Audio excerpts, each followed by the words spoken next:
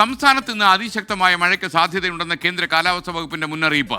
പത്തനംതിട്ട, കോട്ടയം, ഇടുക്കി, മലപ്പുറം, വയനാട് ജില്ലകളിൽ orange alert പ്രഖ്യാപിച്ചു. ബാക്കി 9 ജില്ലകളിൽ ഇന്ന് യെല്ലോ അലർട്ടായിരിക്കും.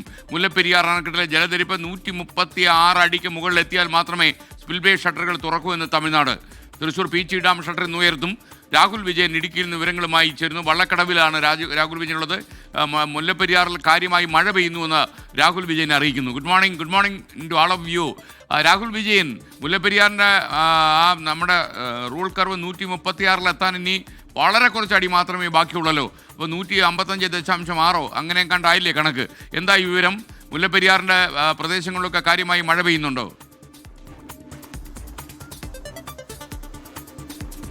മുല്ലപ്പെരിയാർ അണക്കെട്ടിലെ ജലനിരപ്പ് 135.6 അടിയിലേക്ക് ഉയർന്നിട്ടുണ്ട്. ഡാമിലേക്കുള്ള നീരൊഴുക്ക് തരക്കേടില്ലാത്ത രീതിയിൽ തന്നെ തുടരുകയാണ്. പക്ഷേ ഇന്നലത്തെ അപേക്ഷിച്ച് ഒരല്പം കുറവുണ്ട്. ഇന്നലെ 5500 ഘനയടി വെള്ളം സെക്കൻഡിൽ ഡാമിലേക്ക് ഒഴുകിയെത്തിയിരുന്നുവെങ്കിൽ ഇപ്പോൾ 3800 ഘനയടി വെള്ളം മാത്രമേ ഡാമിലേക്ക് ഒഴുകിയെത്തുന്നുള്ളൂ. മാത്രമല്ല തമിഴ്നാട് കൊണ്ടുപോകുന്ന വെള്ളത്തിന്റെ അളവ് കൂട്ടുകയും ചെയ്തിട്ടുണ്ട്. അവർക്ക് കൊണ്ടുപോകാൻ പറ്റുന്നതിന്റെ പരമാവധി വെള്ളം അവർ പെൻസ്റ്റോക്ക് പൈപ്പ് വഴിയും അതുപോലെ തന്നെ കനാൽ വഴിയും കൊണ്ടുപോകുന്നുണ്ട്. ഇറച്ചിപ്പാലം വഴിയും അവർ കൊണ്ടുപോകുന്നുണ്ട്.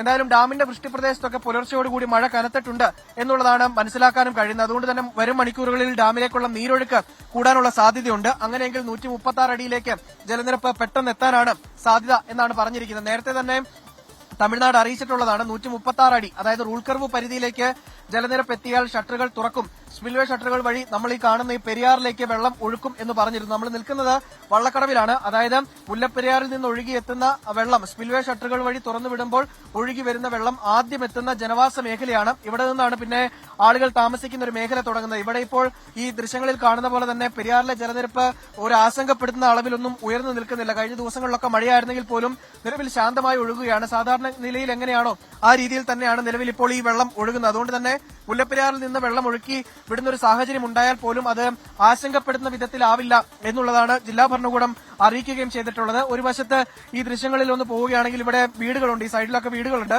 ആ വീടുകളിലേക്കൊന്നും വെള്ളം കയറുന്ന അളവിലേക്ക് ജലനിരപ്പ് ഒരു കാരണവശാലും ഈ ദിവസങ്ങളിൽ ഉയരാൻ സാധ്യതയില്ല. അത്ര കണ്ട് മഴ പെയ്യണം, അത്ര കണ്ട് വെള്ളം പുറത്തേക്ക് ഒഴുക്കി വിടുകയും ചെയ്യണം. നിലവിൽ അത്തരം ഒരു സാഹചര്യം ഇല്ല എന്നുള്ളതാണ് തമിഴ്നാടും അതുപോലെ തന്നെ കേരളവും അറിയിക്കുന്നത്. എന്തായാലും 2018-ലെയും 19-ലെയും 21-ലെയും സാഹചര്യം ഇവിടെ നിലനിൽക്കുന്നതുകൊണ്ട് ആളുകൾക്ക്, ഈ തീരത്ത് താമസിക്കുന്ന ആളുകൾക്ക് ആശങ്കയുണ്ട്. അത് സ്വാഭാവികമാണ്. കാരണം അന്നൊക്കെ അവരുടെ വീടുകളിലേക്ക്, ഈ കാണുന്ന വീടുകളിലേക്കൊക്കെ വെള്ളം ഇരച്ചു കയറിയത് വലിയ തരത്തിലാണ്, ആശങ്കപ്പെടുന്ന അളവിലാണ്. അതേ സാഹചര്യം ഉണ്ടാകുമോ എന്നുള്ള പേടിയുണ്ട്. അതിനുവേണ്ടിയുള്ള മുൻകരുതലുകൾ ജില്ലാ ഭരണകൂടം എടുക്കുകയും ചെയ്തിട്ടുണ്ട്.